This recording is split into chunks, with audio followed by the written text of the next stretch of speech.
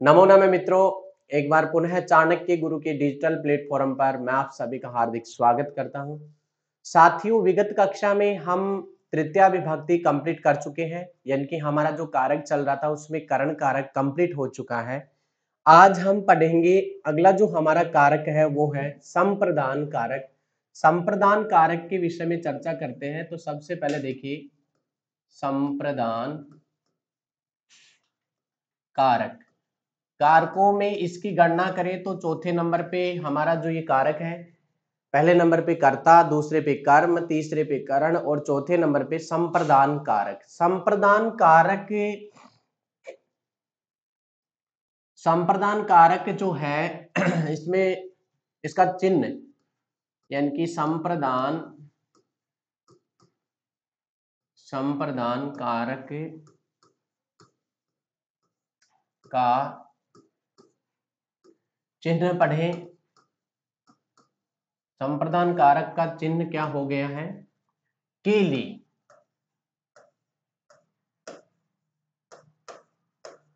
केली इसका कारक चिन्ह है। इसी प्रकार से संप्रदान कारक में विभक्ति, संप्रदान कारक में विभक्ति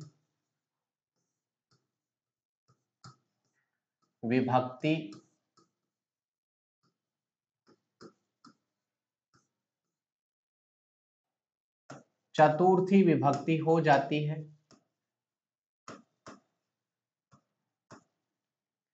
यहां तक हम पहले सारणी बनाए थे, उसमें भी हम पढ़ा चुके हैं आपको। तो चतुर्थी विभक्ति अब कहा कि संप्रदान के लिए, यानी कि संप्रदान किसे कहते हैं?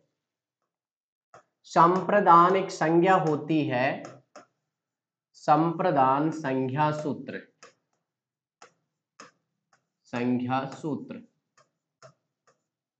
ठीक है। इसके लिए एक सूत्र बताया गया है और सूत्र बहुत ही अच्छा सूत्र है। सूत्र है हमारा कर्मणा यम भी प्रैति सह संप्रदानम।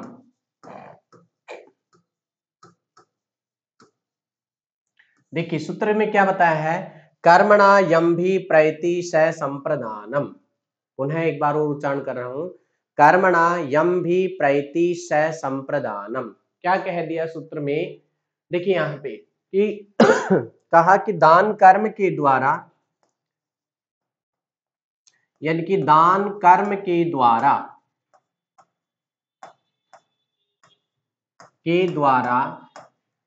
जिसको, बस इतना याद रखना है आपको, तो जिसको प्रसन्न किया जाता है, जिसको प्रसन्न किया जाता है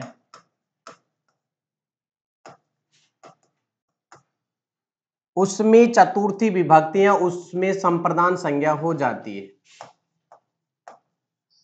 उसमें संप्रदान संज्ञा हो जाती है, उसमें संप्रदान संज्ञा हो जाती है।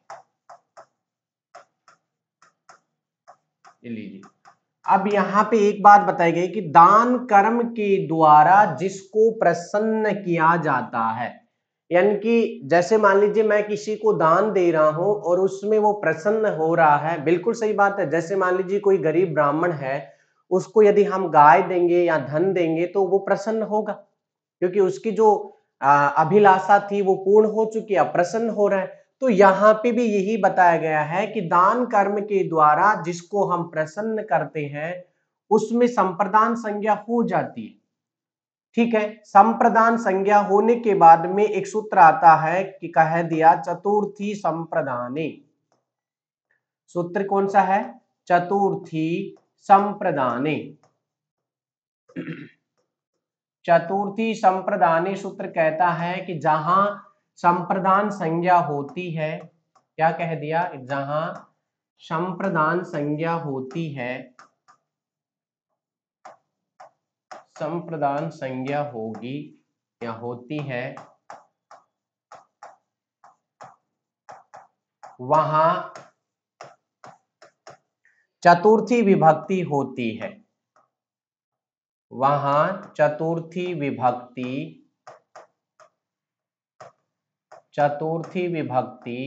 हो जाती है। ये लीजिए, ज्यादा कुछ याद नहीं रखना है, आपको सिर्फ इतना ही याद रखना है कि दान कर्म के द्वारा जिसको प्रसन्न किया जाता है वह संप्रदान होता है, और संप्रदान में निश्चित तौर पे चतुर्थी विभक्ति का प्रयोग किया जाता है। इस प्रकार से हमारे दो सूत्र थे, एक सूत्र हो गया हमारा संप्रदान संज्ञा और दूसरा हो गया है हमारा चतुर्थी विभक्ति का विधायक सूत्र। यहां से हम आगे बढ़ते हैं इसी क्रम में। तो बताया कि कैसे, तो देखिए ध्यान से समझिए। एक तो आपको चतुर्थी विभक्ति के योग में, यानी कि चतुर्थी विभक्ति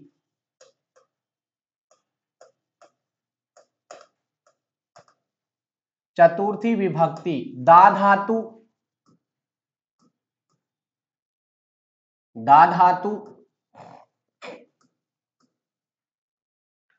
धातु के योग में,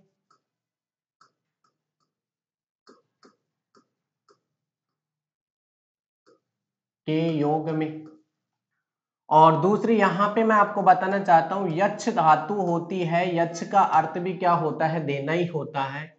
यच्छ धातु के योग में दोनों में चतुर्थी विभक्ति का प्रयोग किया जाता है। दोनों का अर्थ समान होता है, देना अर्थ होता है दोनों का। तो इस प्रकार से ये जरूर ध्यान रखना आप। जैसे मान लीजिए यहां पे आ गया शह विप्राय,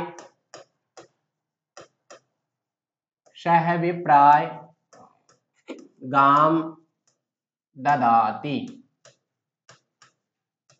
शह विप्र है, शह विप्राय गाम ददाति। तो यहां पे देखिए शह यानी वह विप्र के लिए गाम गाय देता है, वह विप्र के लिए, विप्र यानी ब्राह्मण, विप्र के लिए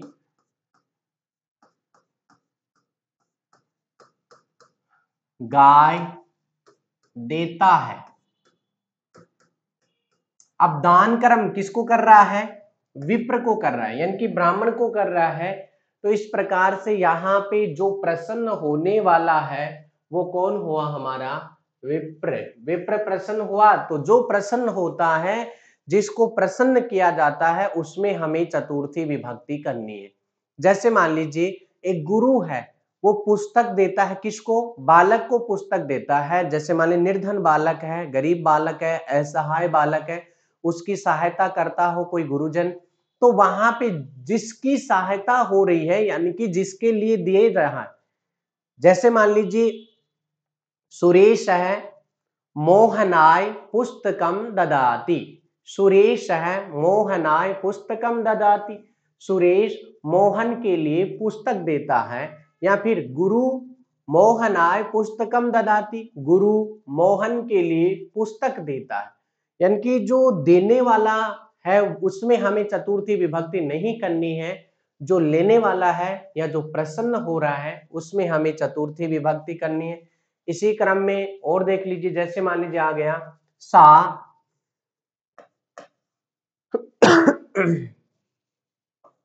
दूसरा उदाहरण है सा याचकाय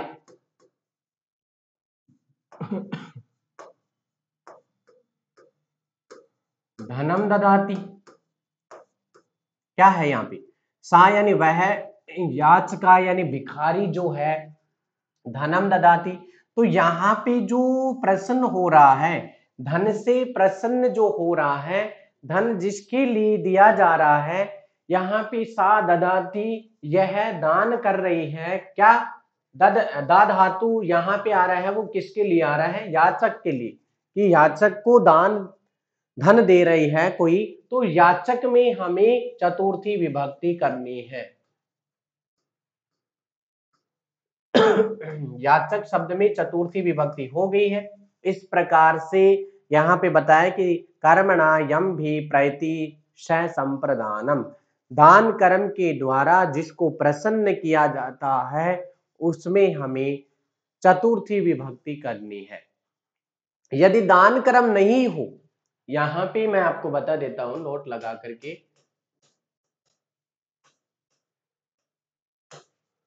यदि दान कर्म नहीं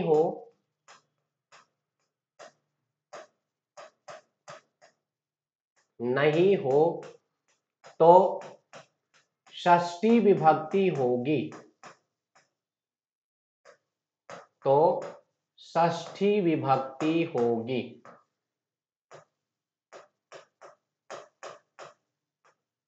ठीक है, जैसे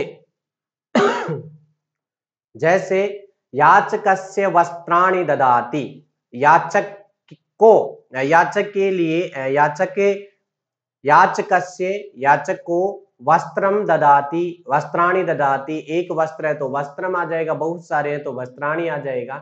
तो इस प्रकार से यहाँ पे षष्ठी विभक्ति हो गई, क्योंकि वहां पे देने का मतलब ये नहीं कि हमेशा ही उसको दे दी, मतलब कपड़े धुलाने के लिए दिए हैं उसको, रजकस्य, रजकस्य वस्त्राणि ददाति, वह धोबी को वस्त्र देता है।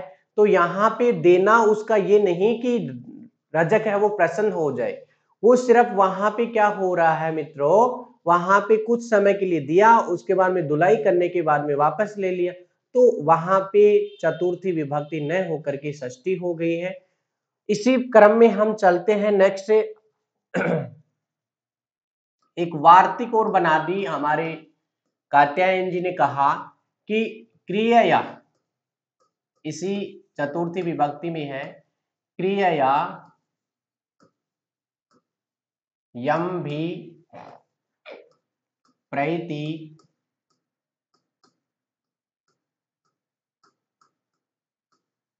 सो अपि संप्रदानम,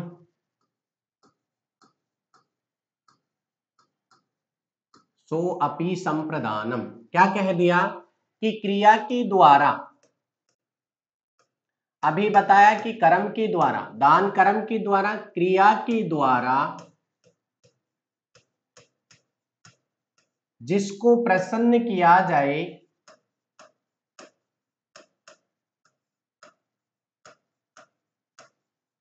जिसको प्रसन्न किया जावे या जिसको प्रसन्न किया जाता है,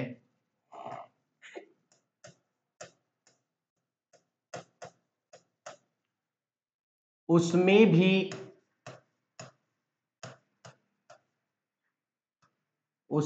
भी चतुर्थी विभक्ति हो जाती है, उसमें भी चतुर्थी विभक्ति हो जाती है। ये लीजिए भाई, यहां पे बताया है कि दान कर्म के द्वारा, तो आपने कह दिया कर्मणा यम भी प्रतिश संप्रदानम, लेकिन क्रिया के द्वारा भी यदि हम किसी को प्रसन्न करते हैं तो वहां पे भी हमें चतुर्थी विभक्ति करनी है। कहा कि उदाहरण, तो उदाहरण में देखिए, जिस प्रकार से मान लीजिए आ गया कि सा यानी वह पत्ते, पति के लिए, सेते यानी सोती है, वह पति के लिए सोती है। तो सा सेते, वह सोती है, क्रिया है सोना, एक किसके लिए सोती है, पति के लिए सोती है।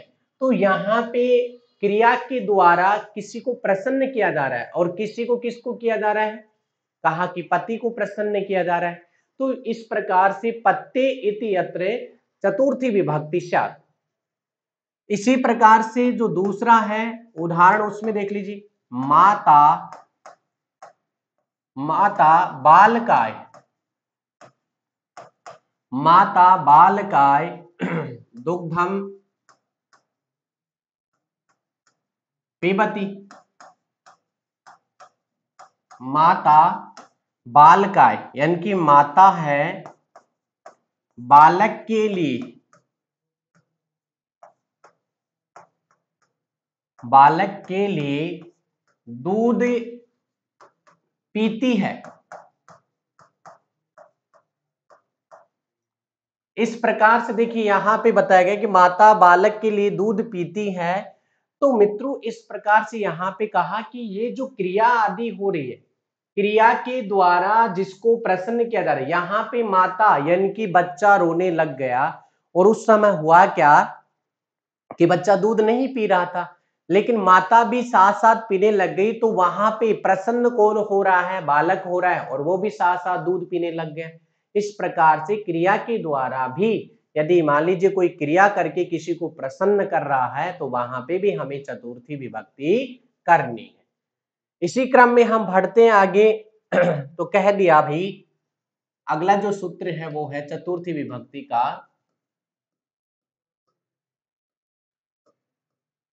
रुच्यर्थानाम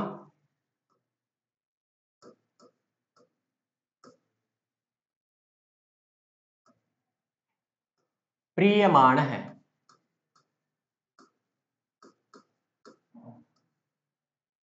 सूत्र क्या है हमारा, रुच्यर्थानाम प्रीयमाण है।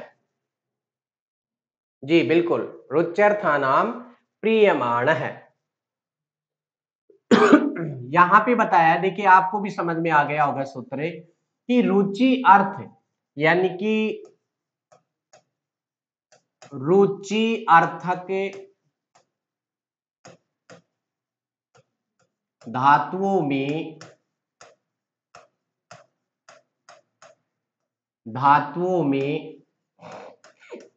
प्रीयमाण की संप्रदान संज्ञा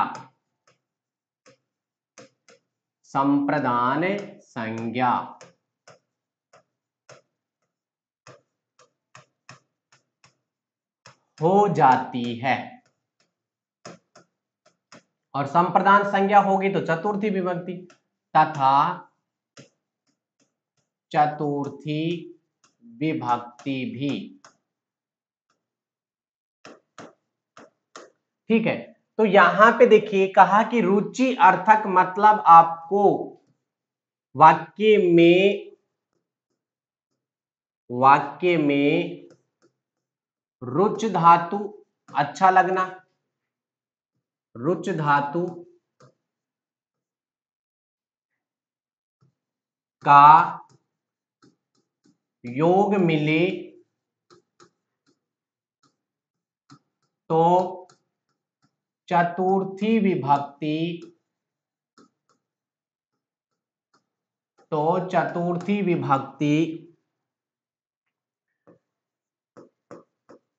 प्रीयमाण अर्थात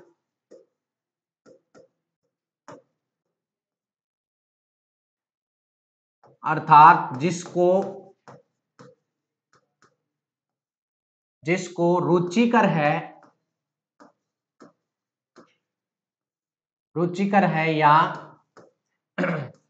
अच्छा लगता हो,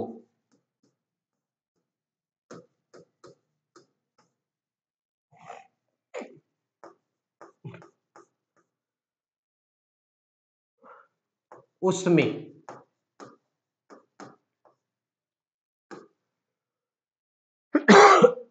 यहां पे क्या बताया गया है कि वाक्य में रुच धातु का योग मिले तो चतुर्थी विभक्ति प्रीयमाण अर्थात जिसको रुचिकर हो या फिर अच्छा लगता हो उसमें हमें चतुर्थी विभक्ति करनी है। ठीक है, जहां तक है हिंदी अर्थ के अनुसार आप समझ गए हैं। तो बताया कि उदाहरण देके बता दीजिए एक बार। उदाहरण में सबसे पहले लघु सिद्धांत कौमुदी का जो उदाहरण है वो है हर ये भक्ति रोचते, हरे भक्ति रोचते।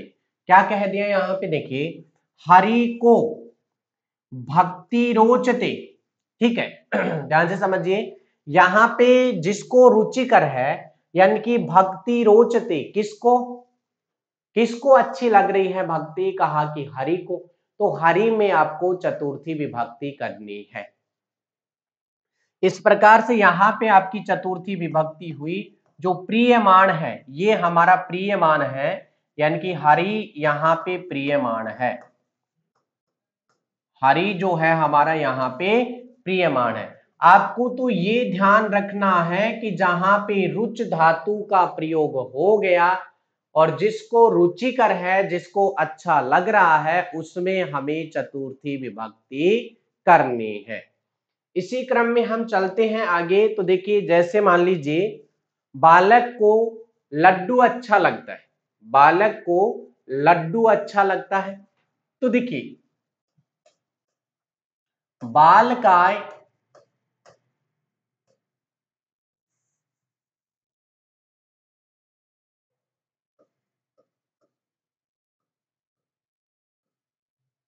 बालकाय मोदकम रोचते।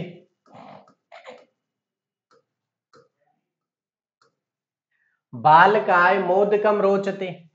जी, बालक को लड्डू अच्छा लगता है, एक लड्डू है यहाँ पे मोदकम में। तो जो प्रियमाण है, जिसको अच्छा लग रहा है, वो कौन है यहाँ पे? बालक है। और बालक में कौन सी विभक्ति हो गई? चतुर्थी का एक वचन हो गया। इसी क्रम में मान लीजिए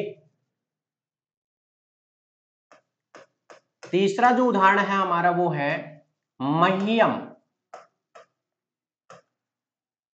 मह्यम त्वम रोचसे। मुझे तुम अच्छे लगते हो, मुझे तुम अच्छे लगते हो। यहाँ पे रुच धातु है वो आत्मनेपदी धातु है, तो रुच धातु के मैं आपको लट लकार में बता रहा हूं। रुच धातु लट लकार लट लकार।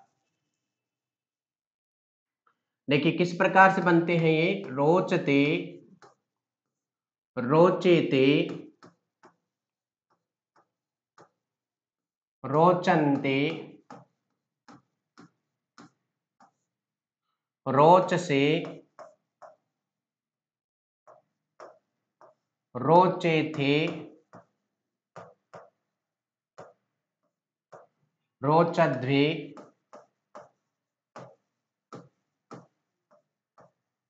रोचे, रोचावहे और रोचामही।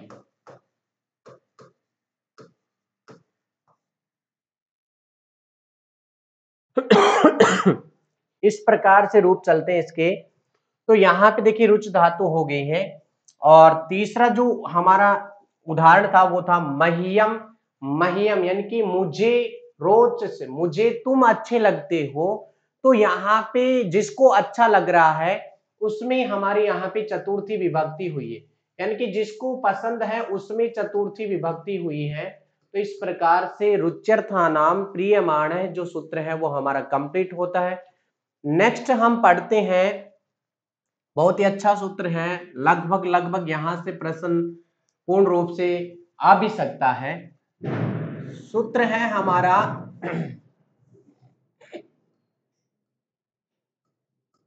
सूत्र क्या बताया? क्रुद्ध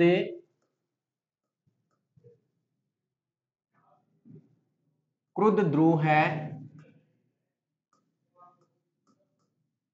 ईर्ष्यर्थानाम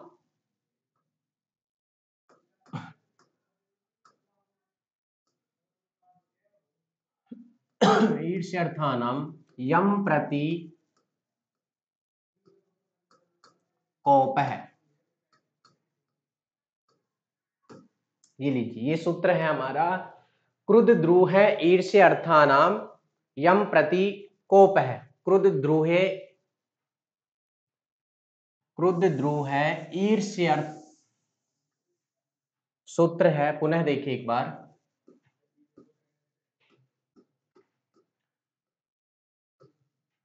क्रुद्ध द्रोहे ईर्ष्य,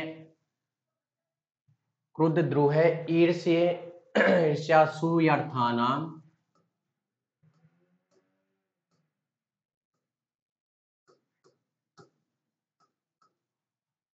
क्रुद्ध द्रोहे ईर्ष्य असूयर्थानाम यम प्रति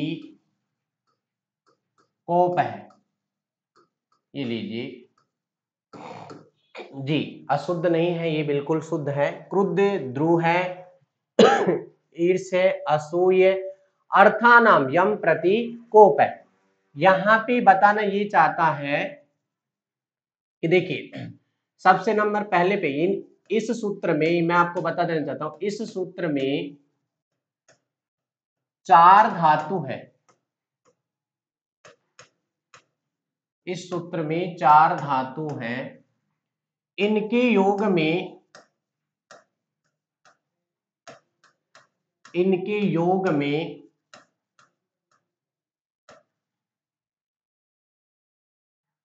चतुर्थी विभक्ति, इनके योग में चतुर्थी विभक्ति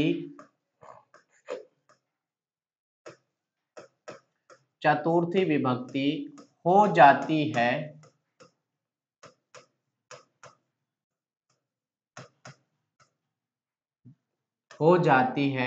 जिस पर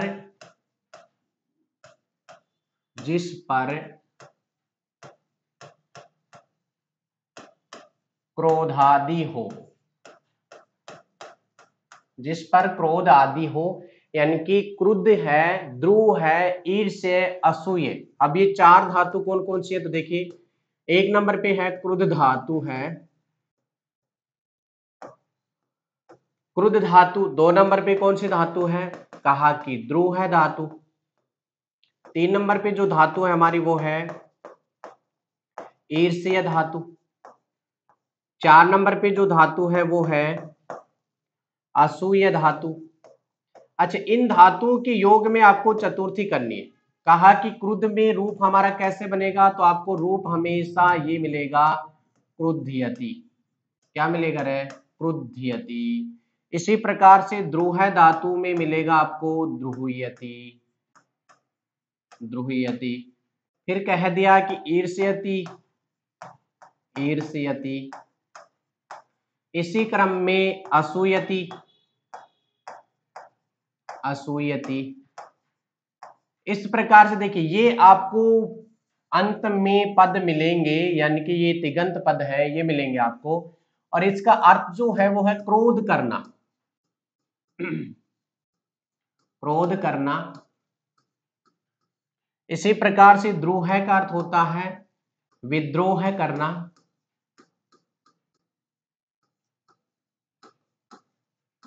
फिर कह दिया ईर्ष्या का अर्थ होता है ईर्ष्या करना, ईर्ष्या करना।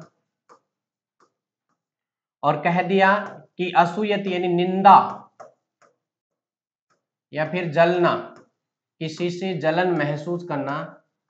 तो ये इनके अर्थ हो गए हैं। आपको तो बस ध्यान यही रखना है कि क्रुध्यति, द्रुह्यति, ईर्ष्यति, असूयति पद मिल जाए तो जिसके प्रति ये हो रहे हैं यम प्रति कोपेन की, जिसके प्रति क्रोध आदि, द्रुह आदि, ईर्ष्यति, ईर्ष्या आदि या फिर असूय आदि हो रहा है, उसमें हमें चतुर्थी विभक्ति करनी है। ये जो लाइन है जिस पर क्रोध आदि किया जाएगा उसमें चतुर्थी विभक्ति हो जाती है। जैसे तो जैसे में देखिए मान लीजिए आ गया स्वामी सेवकाय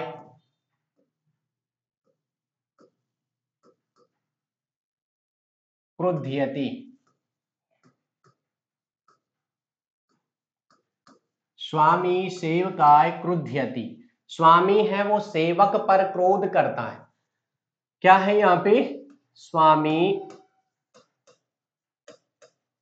सेवक पर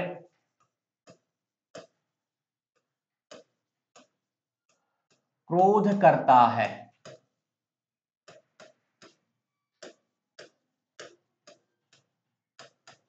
ठीक है।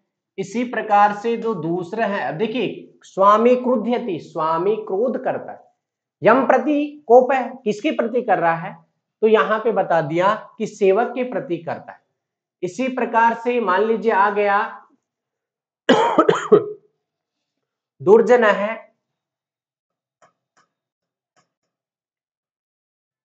दुर्जन है सज्जनाय द्रुह्यति, दुर्जन है सज्जनाय द्रुह्यति। क्या कह दिया इसमें कि दुर्जन सज्जन पर या सज्जन से द्रुह्यति विद्रोह करता है। इसी प्रकार से तीसरे नंबर पे हम पढ़ते हैं तो कहा सुरेश है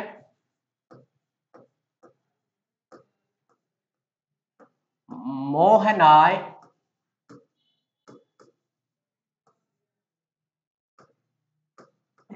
ईर्ष्यति, सुरेश है वो मोहन से ईर्ष्या करता है। और इसी प्रकार से जो चौथा है हमारा वो आ जाए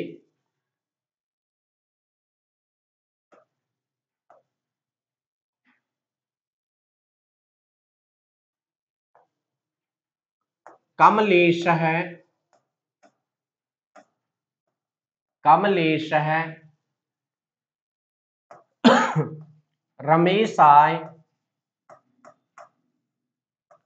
असूयति, असूयति। इस प्रकार से देखिए कमलेश है, कमलेश यहाँ पे रमेश आए, रमेश से क्या करता है? जलन करता है या रमेश की क्या करता है? निंदा करता है। इस प्रकार से ये हमारे जो क्रुद्ध द्रुह है ईर्ष्य असूयर्थानाम यम प्रति कोप है जो सूत्र है वो कंप्लीट होता है। इसमें आपको एक बात ध्यान रखनी है, नोट, बस ये जो सूत्र है उसको ध्यान में रखते हुए आपको इसका एक सूत्र है क्रुद्ध द्रुह रूप सृष्टियो कर्म। क्या कहता है? क्रुद्ध और द्रुह है, नोट में आपको लिखवा रहा हूं क्रुद्ध धातु तथा क्रुद्ध तथा द्रुह धातु से पूर्व पूर्व कोई उपसर्ग हो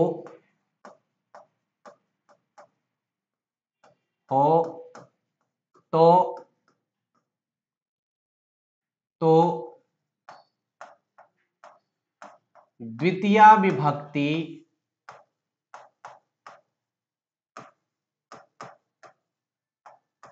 हो जाती है।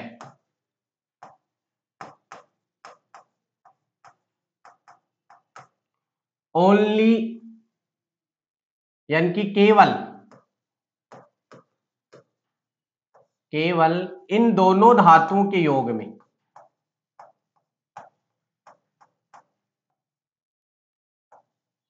इन दोनों धातुओं के योग में,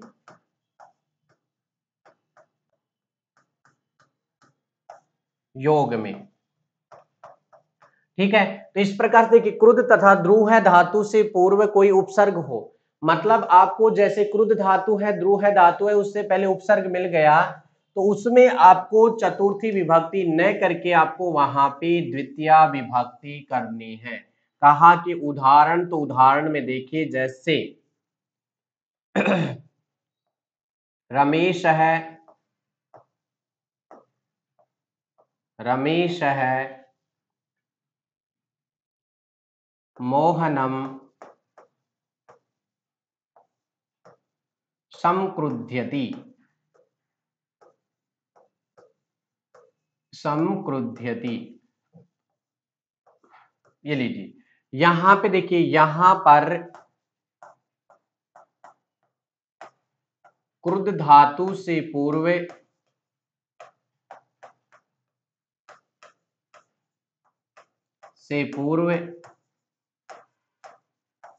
उपसर्ग होने के कारण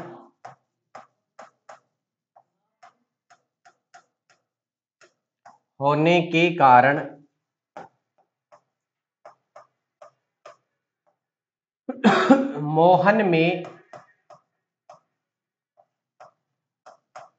द्वितीय विभक्ति हुई। मोहन में कौन सी विभक्ति हुई? द्वितीय विभक्ति हुई। इस प्रकार से देखिए हम पढ़े, यानी कि सबसे पहले हम पढ़े कर्मणा यम भी प्रैतीश संप्रदानम, कि दान कर्म के द्वारा जिसको हम प्रसन्न करते हैं वह संप्रदान होता है। चतुर्थी संप्रदाने, जहां संप्रदान संज्ञा होती है वहां चतुर्थी विभक्ति हो जाती है। जैसे में पढ़े हम कि जैसे दा धातु और यच धातु के योग में, यानी कि जब हम दान कर्म वगैरह कुछ करेंगे तो वहां पे दा धातु आती है। ये उदाहरण बताए थे, स विप्राय गाम ददाती, सा याचकाय धनम ददाती। इसी प्रकार से हमारे वार्तिककार जो थे कात्यायन जी, जिनको वररुचि भी कहते हैं, उन्होंने कहा कि क्रिया यम भी प्रैतिशो अपि संप्रदानम, यानी कि दान कर्म के द्वारा ही नहीं, यदि कोई क्रिया से भी किसी को प्रसन्न कर रहा है तो उसमें भी वहां पे चतुर्थी विभक्ति करनी है। और यहाँ पे बता दिया सा पत्ते शेते, वह पति के लिए सोती है। माता बालकाय दुग्धम पिबती, माता है वो बालक के लिए दूध पीती है। इसी क्रम में यहाँ पे क्रिया है वो मैन है। इसके बाद में रुच्यर्था नाम प्रियमाण है। रुचि अर्थक धातुओं में जो प्रियमाण होगा, यानी कि जिसको प्रसन्न या जिसको अच्छा लगता है, उसमें हमें चतुर्थी विभक्ति करनी है। हरे भक्ति रोचते, हरि को भक्ति अच्छी लगती है। इसी प्रकार से बालक को लड्डू अच्छे लगते हैं। इसके जस्ट बाद में हम पढ़े क्रुद्ध द्रुह ईर्ष्य असूयर्थानाम यम प्रतीकोप है। क्रुद्ध धातु, द्रुह धातु, ईर्ष्य धातु और असूय धातुओं के योग में आपको चतुर्थी विभक्ति करनी है। कहा कि कहाँ पे करनी है, तो बता दिया यम प्रतीकोप है, जिसके प्रति क्रोध आदि, द्रोह आदि, ईर्ष्य आदि, असूय आदि होती हैं, वहां पे हमें चतुर्थी करनी है। और इसी क्रम में हम पढ़े, फिर नोट लगा के आपको ये बात बताई मैंने। और इस बात में आपको यही ध्यान रखना है कि क्रुद्ध और द्रोह धातुओं से पहले यदि उपसर्ग मिल जाता है तो वहां पे जिसके प्रति क्रोध आदि हो रहा है उसमें हमें द्वितीय विभक्ति करनी है, चतुर्थी नहीं करनी है। इस प्रकार से मित्रों चतुर्थी विभक्ति के 4-5 सूत्र थे कंप्लीट होते हैं। नेक्स्ट हम पढ़ेंगे चतुर्थी विभक्ति को ही। धन्यवाद।